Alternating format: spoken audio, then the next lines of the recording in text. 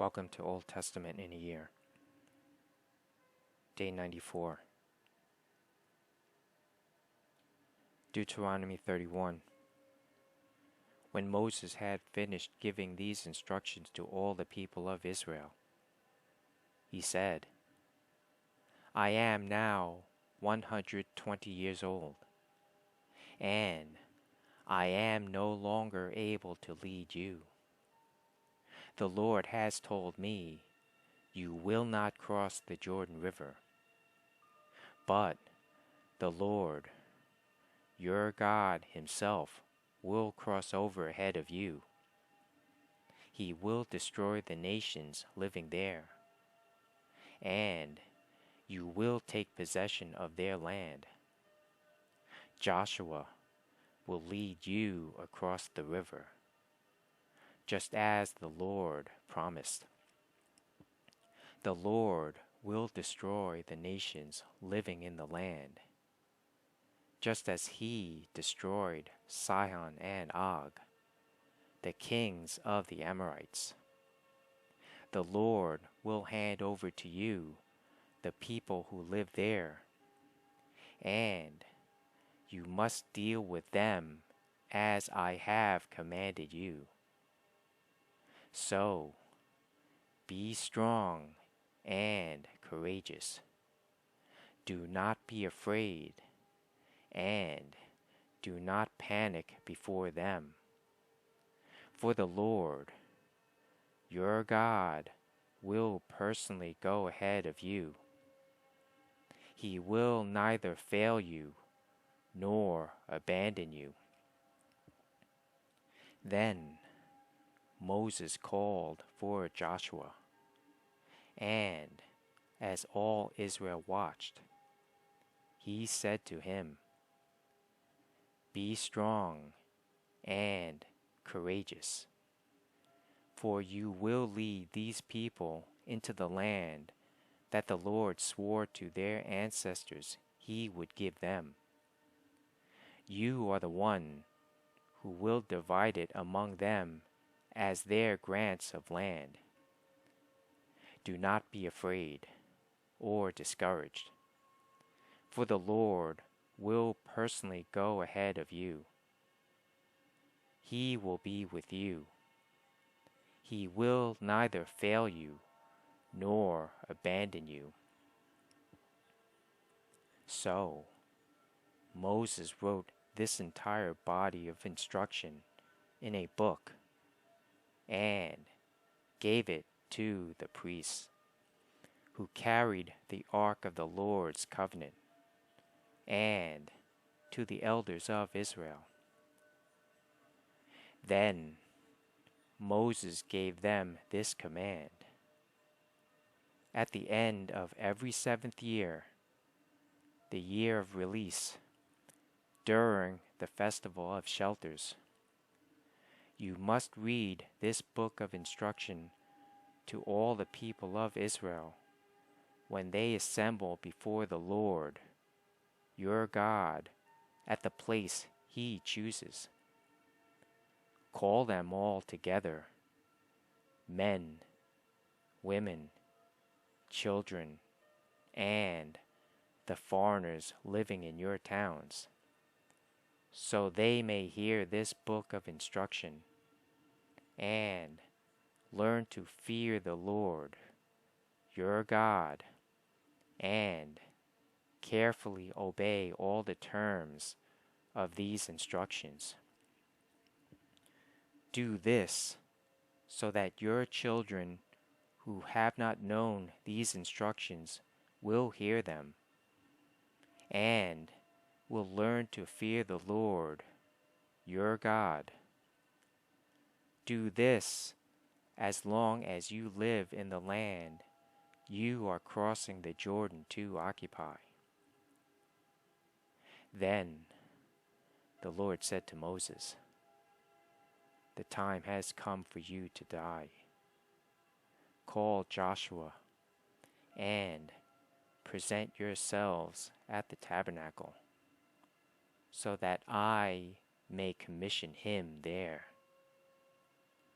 So Moses and Joshua went and presented themselves at the tabernacle. And the Lord appeared to them in a pillar of cloud that stood at the entrance to the sacred tent. The Lord said to Moses, "You are about to die and join your ancestors. After you are gone, these people will begin to worship foreign gods, the gods of the land where they are going. They will abandon me and break my covenant that I have made with them. Then my anger will blaze forth against them. I will abandon them, hiding my face from them, and they will be devoured. Terrible trouble will come down on them, and on that day they will say, 'These disasters have come down on us because God is no longer among us.' At that time I will hide my face from them on account of all the evil they commit by worshiping other gods. So, write down the words of this song and teach it to the people of Israel. Help them learn it, so it may serve as a witness for me against them. For I will bring them into the land I swore to give their ancestors, a land flowing with milk and honey. There they will become prosperous, eat all the food they want, and become fat. But they will begin to worship other gods. They will despise me and break my covenant. And when great disasters come down on them, this song will stand as evidence against them, for it will never be forgotten by their descendants.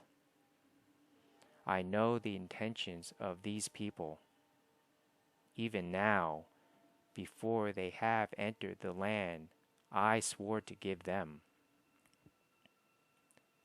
So, that very day, Moses wrote down the words of the song and taught it to the Israelites.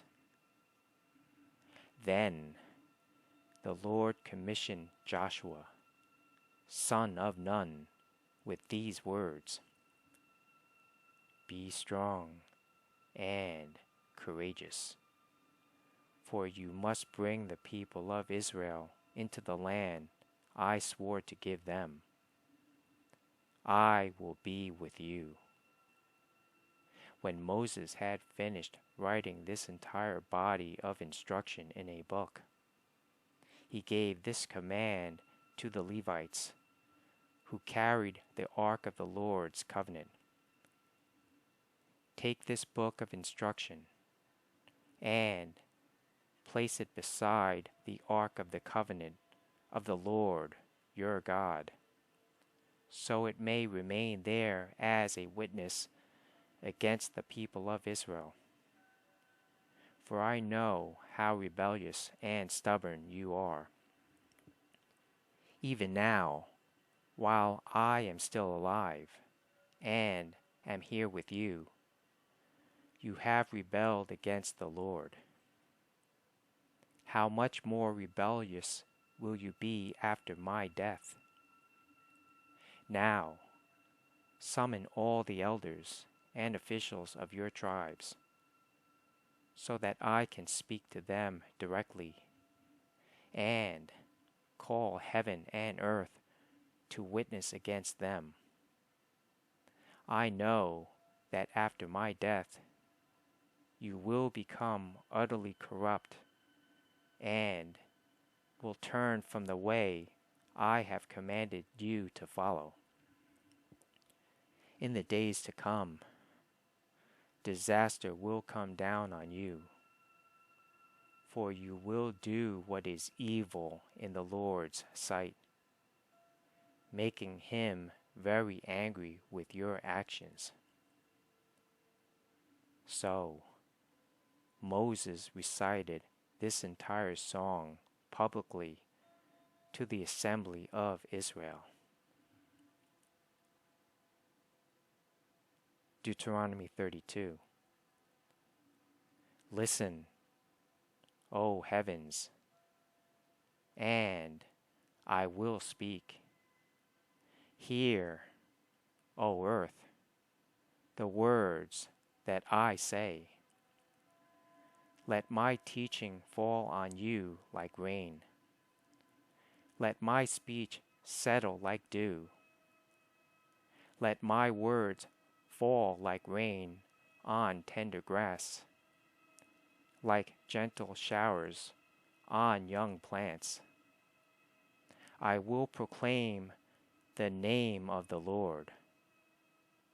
How glorious is our God! He is the rock. His deeds are perfect. Everything he does is just and fair. He is a faithful God who does no wrong. How just and upright he is. But they have acted corruptly toward him. When they act so perversely, are they really his children? They are a deceitful and twisted generation. Is this the way you repay the Lord, you foolish and senseless people? Isn't he your Father who created you? Has he not made you and established you? Remember the days of long ago. Think about the generations past. Ask your father, and he will inform you. Inquire of your elders, and they will tell you. When the Most High assigned lands to the nations, when he divided up the human race, he established the boundaries of the peoples according to the number in his heavenly court. For the people of Israel belong to the Lord. Jacob is his special possession. He found them in a desert land, in an empty, howling wasteland. He surrounded them and watched over them. He guarded them as he would guard his own eyes. Like an eagle that rouses her chicks and hovers over her young, so he spread his wings to take them up and carried them safely on his pinions.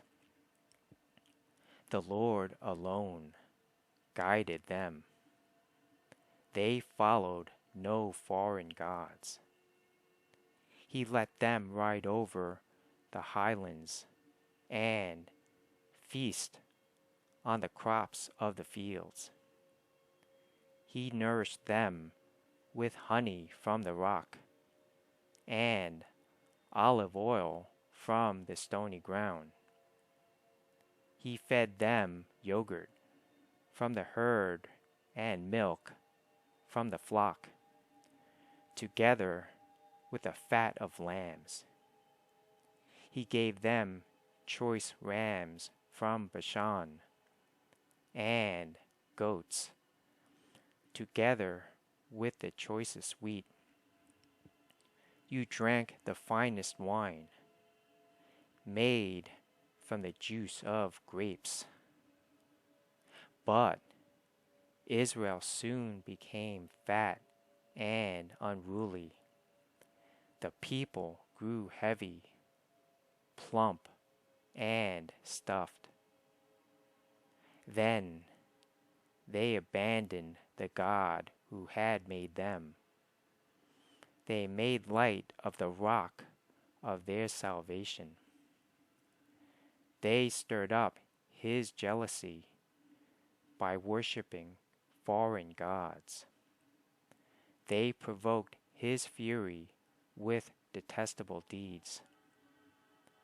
They offered sacrifices to demons, which are not God, to gods they had not known before, to new gods only recently arrived, to gods their ancestors had never feared. You neglected the rock who had fathered you. You forgot the God who had given you birth. The Lord saw this and drew back, provoked to anger by his own sons and daughters.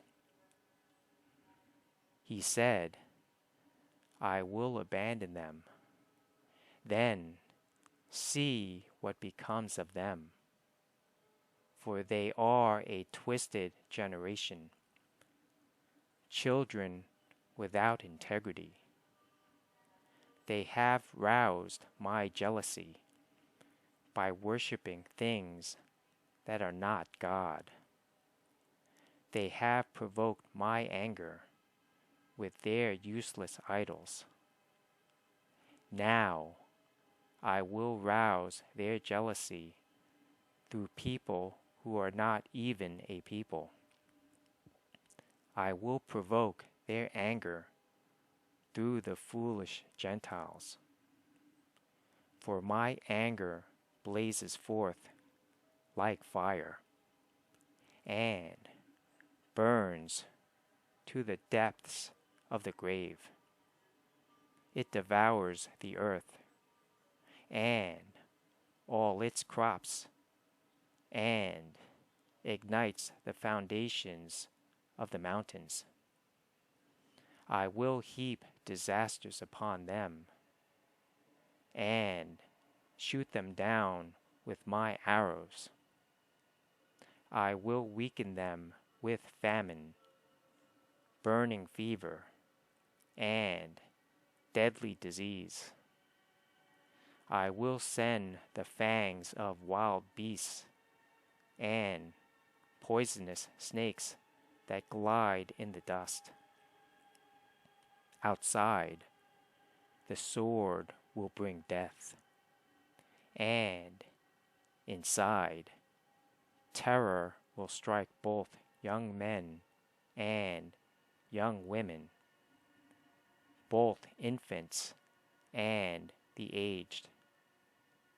I would have annihilated them, wiping out even the memory of them. But I feared the taunt of Israel's enemy, who might misunderstand and say, our own power has triumphed. The Lord had nothing to do with this. But Israel is a senseless nation. The people are foolish, without understanding. Oh, that they were wise and could understand this. Oh, that they might know their fate. How could one person chase 1,000 of them, and 2 people put 10,000 to flight, unless their rock had sold them, unless the Lord had given them up? But the rock of our enemies is not like our rock, as even they recognize. Their vine grows from the vine of Sodom, from the vineyards of Gomorrah. Their grapes are poison, and their clusters are bitter. Their wine is the venom of serpents, the deadly poison of cobras. The Lord says, am I not storing up these things, sealing them away in my treasury? I will take revenge. I will pay them back. In due time, their feet will slip. Their day of disaster will arrive, and their destiny will overtake them. Indeed, the Lord will give justice to his people, and he will change his mind about his servants when he sees their strength is gone, and no one is left, slave or free. Then he will ask, where are their gods, the rocks they fled to for refuge? Where now are those gods who ate the fat of their sacrifices and drank the wine of their offerings? Let those gods arise and help you. Let them provide you with shelter. Look now, I myself am He. There is no other God but me. I am the one who kills and gives life. I am the one who wounds and heals. No one can be rescued from my powerful hand. Now I raise my hand to heaven and declare, as surely as I live, when I sharpen my flashing sword and begin to carry out justice, I will take revenge on my enemies and repay those who reject me.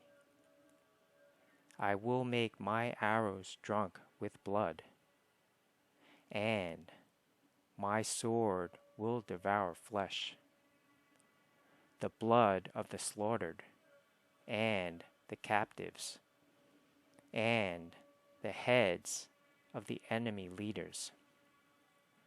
Rejoice with him, you heavens, and let all of God's angels worship him. Rejoice with his people, you Gentiles, and let all the angels be strengthened in him. For he will avenge the blood of his children. He will take revenge against his enemies. He will repay those who hate him and cleanse his people's land. So Moses came with Joshua, son of Nun, and recited all the words of this song to the people. When Moses had finished reciting all these words to the people of Israel, he added, "Take to heart all the words of warning I have given you today. Pass them on as a command to your children, so they will obey every word of these instructions.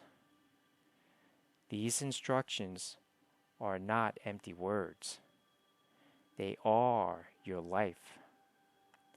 By obeying them, you will enjoy a long life in the land you will occupy when you cross the Jordan River. That same day, the Lord said to Moses, "Go to Moab, to the mountains east of the river, and climb Mount Nebo, which is across from Jericho. Look out across the land of Canaan, the land I am giving to the people of Israel as their own special possession. Then you will die there on the mountain. You will join your ancestors, just as Aaron, your brother, died on Mount Hor and joined his ancestors. For both of you betrayed me with the Israelites at the waters of Meribah at Kadesh, in the wilderness of Zin. You failed to demonstrate my holiness to the people of Israel there. So you will see the land from a distance, but you may not enter the land I am giving to the people of Israel."